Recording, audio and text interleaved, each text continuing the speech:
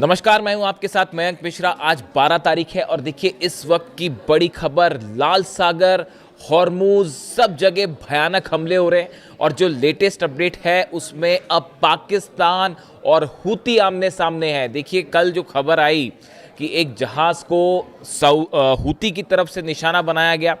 Houthi का दावा है कि ये जो जहाज था ये रेड सी में सऊदी अरब के हथियार लेकर जा रहा था।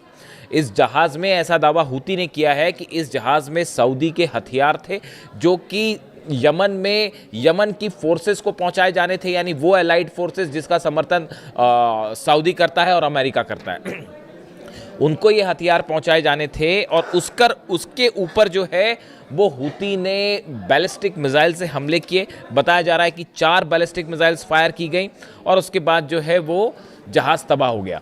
लेकिन जो गौर करने वाली बात है, इस हमले में 3 पाकिस्तानी नागरिकों की भी मौत हुई। टोटल 6 लोग जो हैं वो इसमें मारे गए हैं। The Houthis have claimed a major escalation in the Red Sea, saying they attacked a Saudi vessel carrying military equipments in the strategically vital Bab al-Mandab. बाब अल मंदाब में ये जहाज जो था, जो कि हूती का दावा है, ये सऊदी का था और हथियार लेके जा रहा था।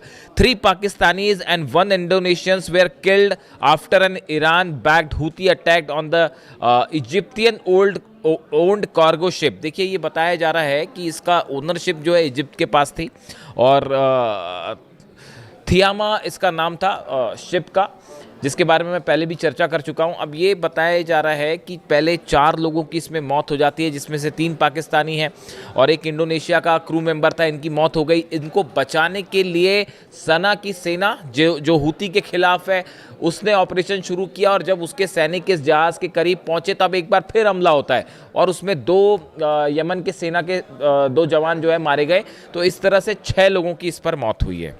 देखिए अब इस हमले के बाद पाकिस्तान की तरफ से भी रिएक्शन आया है। देखिए गौर करने वाली बात यह है कि ये पहला मौका है जब इस जंग में पाकिस्तान के क्रू मेंबर्स की या नागरिकों की मौत हुई है। और हूती की तरफ से जो टैंकर्स को निशाना बनाया गया, करीब 12-13 टैंकर्स जो है वो जलाए जा चुके हैं अब तक सऊदी के। लेकिन ये पहला मौका है जब क्रू मेंबर्स की मौत हुई है, जिसके बाद अब लाल सागर में तनाव बहुत ज़्यादा बढ़ गया है। पाकिस्तान की तरफ से क्या कहा गया आपको बताते हैं। Islamabad condemned Houthi blockades and ballistic missile threats against commercial shipping and the Saudi infrastructure। और साथ ही ये वार्निंग भी दी गई है, उसने आलोचना की और ये भी वार्निंग दी गई है कि अगर इस तरह से हमले होते रहे तो फिर पाकिस्तान अपनी सुरक्षा के लिए कदम उठाएगा। यानी अब हूती वर्सेस पाकिस्तान वाला सिचुएशन बनती दिखाई दे रही है। और ये पूरे हालात इसीलिए इम्पॉर्टेंट हैं क्योंकि सबकी नज़र उस समझौते के ऊपर है जो कि सऊदी, पाकिस्तान और तुर्की ने साइन किया। इस समझौते में जैसा कि आप जान ही रहे हैं कि नेटो की तर्ज पर समझौता है, जिसमें जैसा आर्टिकल 5 कहता है नेटो का कि एक देश पर हमला सब पर माना जाएगा। तो अब यहाँ पर पाकिस्तान के क्रू मेंबर्स की भी मौत हुई है। क्या किसी तरह का जॉइंट ऑपरेशन हूती के खिलाफ देखने को मिलेगा? ये बेहद अहम बात है क्योंकि हूती की तरफ से लगातार सऊदी को निशाना बनाया जा रहा है। सऊदी की ऑयल फैसिलिटीज़ जला दी गई, जहाज़ जला दिए गए, पोर्ट्स पर हमले हो रहे हैं और अब पाकिस्तान के भी 3 नागरिकों की इसमें मौत है। अब सवाल ये है कि क्या जो सऊदी की मंशा है, जैसा लगता है फौरी तौर पे कि एक 14-15 देशों की एक सेना बनाई जाए और ये लाल सागर में ऑपरेशन करे, बाब अल मंदेब में ऑपरेशन करे, हूती के खिलाफ ऑपरेशन करे। लेकिन अगर ऐसा ऑपरेशन होता है तो फिर ईरान की क्या भूमिका होगी? क्या ये 14 देशों की सेना वर्सेस ईरान की जंग हो सकती है? क्या यही प्लान डोनाल्ड ट्रंप ने तैयार किया था कि किसी तरह से अरब देशों को ईरान से भिड़ा दिया जाए क्योंकि अमेरिका अकेला मुकाबला नहीं कर रहा है? क्या यही कोशिश थी और इस हमले के बाद ये कोशिश क्या सफल होती दिखाई दे रही है? ये बहुत बड़े सवाल है। देखिए हूती की तरफ से जो मिसाइल्स फायर की जा रही हैं, जो बैलिस्टिक मिसाइल खास तौर पर फायर की जा रही हैं, ये सब के सब या तो ईरान की तरफ से दी गई हैं या इसकी तकनीक ईरान की तरफ से दी गई। यही वजह है कि हूती एकदम सटीक हमले कर पा रहा है। देखिए हमले उसी तरह के हो रहे हैं जैसे ईरान की तरफ से किए गए, बिल्कुल सटीक हमले किए गए अमेरिका के बेसिस पे, जॉर्डन में, कुवैत में, बहरीन में। अब उसी तरह के हमले हूती कर रहा है। कल देखिए आप यमन के अंदर जो यमन की सेना को निशाना बनाते हुए हूती ने मिसाइल्स दागी। बताया जा रहा है कि 30 मिसाइल्स दागी गई कल हूती की तरफ से यमन के अंदर, यमन की सेना के ऊपर। ये बहुत बड़ा दावा है, 30 मिसाइल्स दागना और एक्यूरेसी के साथ दाबना। समंदर में आप देख लिए कि बाबल मंदाब में जहाज़ को निशाना बनाया जा रहा है और कहा जा रहा है कि हिट हो गया जहाज़। तो ये अपने आप में बड़ी ही इसके लिए टेक्निक चाहिए। तो सवाल ये है कि क्या ईरान की पूरी बैकिंग है, और ऐसे में अगर ये 14 देशों की सेना अगर बनती है और कोई कार्रवाई करती है तो क्या ये 14 देश ईरान से भिड़ने जा रहे हैं? ये अपने आप में एक प्लान हो सकता है अमेरिका का, ऐसे कई दावे हो रहे हैं एक्सपर्ट्स की तरफ से। दूसरी तरफ देखिए डोनाल्ड ट्रंप का बयान आया है। Donald Trump says the situation with Iran is going fine, telling reporters at Joint Base Andrews that US forces are in total control of Strait of Hormuz। Donald Trump कह रहे हैं कि Hormuz पर हमारा पूरा कंट्रोल है।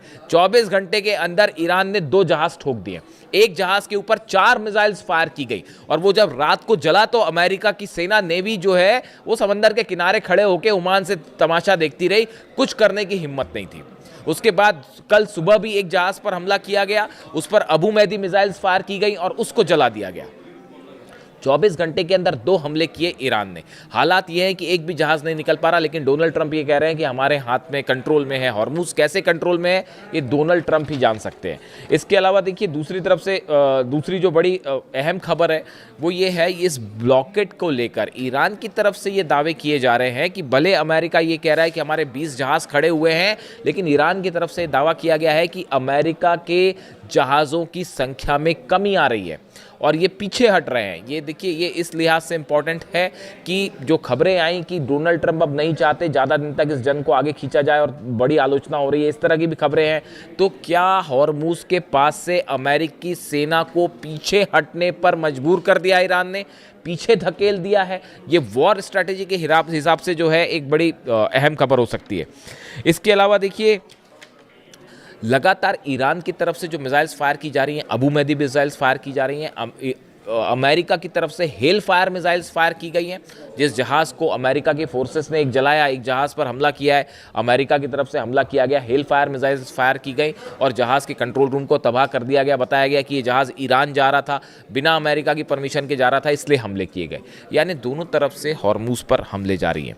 इसी बीच देखिए एक बड़ा दावा हुआ है, हैरान करने वाला दावा। बताया जा रहा है कि अब्राहम लिंकन जो जहाज़ है एयरक्राफ्ट कैरियर, इसमें अमेरिकी सैनिकों के बीच में आपस में झड़प हो गई और इस झड़प में 7 अमेरिकी सोल्जर्स की मौत हो गई है, इस तरह से खबर आई है। मैं इस पर अलग से विस्तार से एक वीडियो करूंगा और ये बड़ी हैरान करने वाला मामला है। लगातार ये खबरें आ रही थी कि जो सोल्जर्स वहाँ तैनात हैं वो परेशान हैं, परिवार से लगातार दबाव आ रहा था। 263 दिनों से ज़्यादा से अब्राहम लिंकन जो है वो तैनात है और सैनिक दबाव में है और फैसिलिटीज़ ख़त्म है।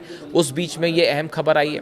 इसके साथ ही देखिए एक बेहद अहम खबर ये भी आई है कि जिस तरह से मुस्तफा खामेनी ने अपनी टीम में परिवर्तन किए हैं, चेंज किए हैं टीम में, नेशनल सुप्रीम सिक्योरिटी काउंसिल में जिस तरह से परिवर्तन किए गए, उसके बाद बताया जाता है कि ईरान में एक बड़ी बैठक हुई है और इस बात की प्लानिंग तैयार की गई है कि अगर अमेरिका की तरफ से किसी तरह का ग्राउंड ऑपरेशन करने की कोशिश होती है। देखिए पिछले 2 दिनों से असल में ये चर्चाएं हैं बहुत ज़्यादा, खासतौर पर ईरान में, कि अमेरिका किसी तरह का ग्राउंड ऑपरेशन करने की कोशिश कर सकता है। शायद हो सकता है खुफिया एजेंसीज को ये जानकारी मिले। इसकी बड़ी पुख्ता तैयारी ईरान ने शुरू कर दी है और जो खबरें हैं उसके मुताबिक बहरीन में और कुवैत में अगर अमेरिका किसी तरह से ग्राउंड ऑपरेशन करता है ईरान में, तो उसका नतीजा ये होगा कि बहरीन और कुवैत में बड़ा ग्राउंड ऑपरेशन कर सकती है ईरान की फोर्सेस। ये शिप से, नेवी के जरिए ईरान के सोल्जर्स इन दोनों जगहों पर बहरीन में और कुवैत में घुस सकते हैं अमेरिकन बेसिस पे खास तौर पर। तो ये इस लिहाज से एक बड़ी जंग लाल सागर में छिड़ी हुई है, हॉर्मूज में छिड़ी हुई है। ईरान ने अपनी शर्तें सामने रख दी हैं और इन हालात के बीच में ये जो जहाज़ वाली खबर है, देखिए इस पूरे इलाके में ये बात साफ है कि अमेरिका अब अकेला मुकाबला नहीं कर सकता, ईरान का इजराइल के साथ मिलकर भी मुकाबला नहीं हो सकता। तो इसीलिए क्या ये एक बड़ी नज़र रखने वाली चीज़ है कि क्या सऊदी को सामने करते हुए डोनाल्ड ट्रंप और अमेरिका की ये कोशिश है कि आने वाले दिनों में एक अरब देशों की सेना मिलाते हुए उसको ईरान से भिड़ा दिया जाए। और ये इस तरह की जो घटनाएं हैं कि इस जहाज़ पर हमला हुआ, 3 पाकिस्तानी उसमें क्रू मेंबर्स मारे जाते हैं, उसके बाद पाकिस्तान का रिएक्शन देखने को मिलता है। क्या ये धीरे धीरे मामला वाकई उस दिशा में आगे बढ़ रहा है और डोनाल्ड ट्रंप अपनी साजिश में कामयाब हो पा रहे हैं कि शिया सुन्नी को लड़ा दिया जाए और सऊदी को ईरान से लड़ाया जाए और फूट डालो राज करने वाली, क्या वाकई ऐसी कोई प्लानिंग है?